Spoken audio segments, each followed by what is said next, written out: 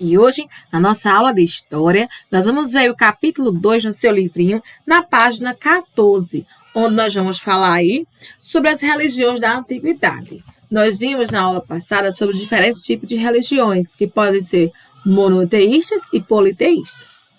Então, neste capítulo 2, nós vamos ver um pouquinho sobre as religiões da Antiguidade, como eram as religiões da Antiguidade, que no caso é este capítulo aqui.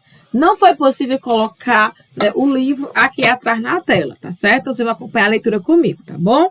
Então, na página 14 e 15, temos aí uma entrevista, não é, ao grande Buda, né? É como que ele existisse, fizeram uma entrevista para ele, né?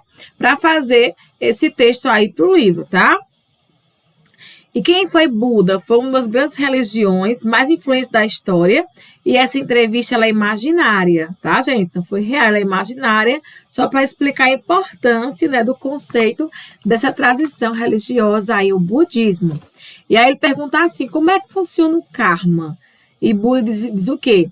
Que suas palavras e pensamentos e ações são sementes, né?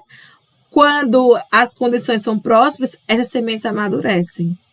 Então, a conduta mais inteligente é ter em mente que o nosso comportamento tem consequência a todo momento. Então, quer dizer que tudo que nós fazemos, né, retorna para a gente. Então, o karma é isso. Tudo que você faz, de bom ou de ruim, acaba voltando para você mesmo. Entenderam?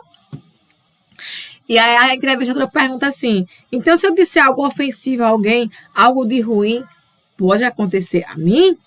E o que ele diz? Bom, se você magoar alguém, não é apenas a pessoa que irá sofrer, mas de alguma maneira você também. Então, gente, cuidado com o que você anda fazendo, tá certo? Tudo que nós fazemos, né, acaba voltando para a gente. O que a gente planta, a gente acaba colhendo mais na frente, não é verdade? E na página 15, nós temos algumas perguntinhas, né? E na aula online, nós vamos conversar um pouquinho sobre essas perguntinhas. Já na página 16, nós vamos ver sobre algumas religiões do passado. Nós temos aqui que a maioria das sociedades aprenderam o que? Algum tipo de fé, né? Nós vimos que a fé, ela questiona sobre as questões existenciais da vida, como nós vimos no capítulo 1, não é? Então, elas surgiram ao longo do tempo, né? E o mesmo pode acontecer com as tradições religiosas. Elas aconteceram, né? Ao longo do tempo, né? Dentro das sociedades.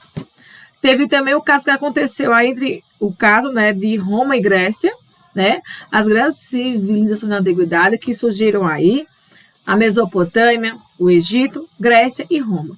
Essas sociedades aí que nós vimos, né, no livro passado, no livro 1, em que nós conhecemos um pouquinho dessas civilizações. E todas elas eram politeístas porque acreditavam em vários deuses. Nós vimos que tinha Deus da guerra, Deus do amor, né, do sol, da lua, entre outros. Então, para tudo ela tem um Deus. Então, era sociedade politeístas. Poli, que quer dizer vários. E os mesopotâmicos e egípcios, e também os gregos e romanos, eles não separavam os assuntos religiosos do dia a dia. Eles não tinham essa divisão de assuntos, era uma coisa só.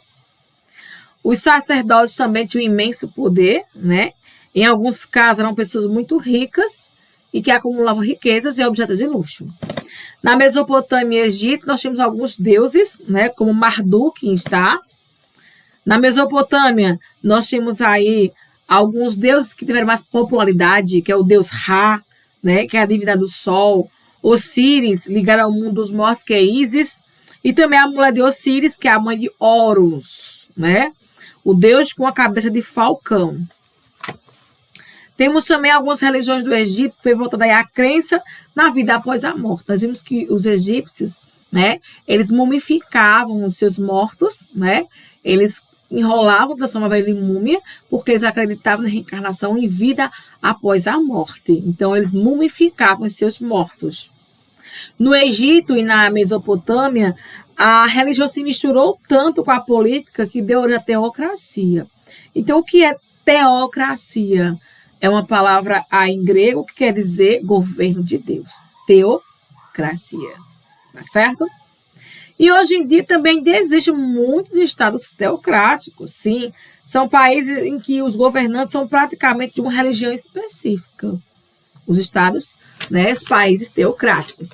Na página 17, você tem aí o deus do sol da Babilônia, que é uma antiga cidade da Mesopotâmia, né, com seus raios que perseguem Tiamat, após essa divindade roubar as tábuas do destino. Você vê nessa imagem aí. Na página 17, você vai responder uma atividade, não é? Sobre esses deuses. Já na página 18, nós temos aí falando sobre alguns deuses gregos e romanos. E alguns deuses da Grécia, né, ganharam popularidade também em Roma.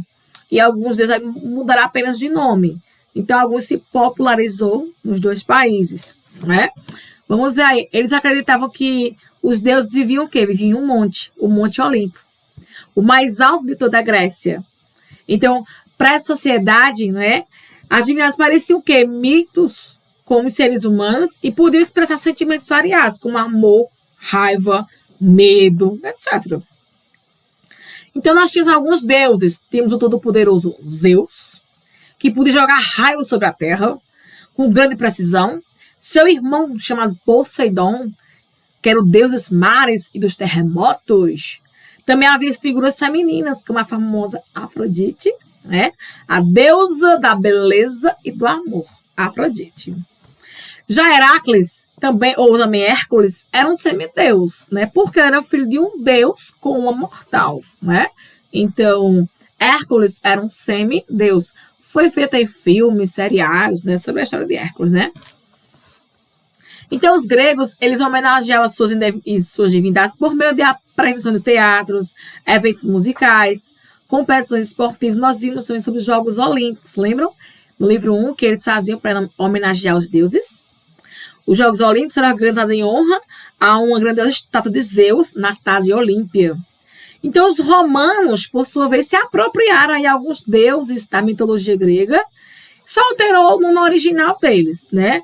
Dessa forma, Zeus tornou-se Júpiter, Poseidon virou Netuno, Afrodite ganhou o nome de Vênus, entre outros nomes aí, não é? Quanto mais povos os romanos conquistavam, mais divindades entravam para o seu enorme panteão.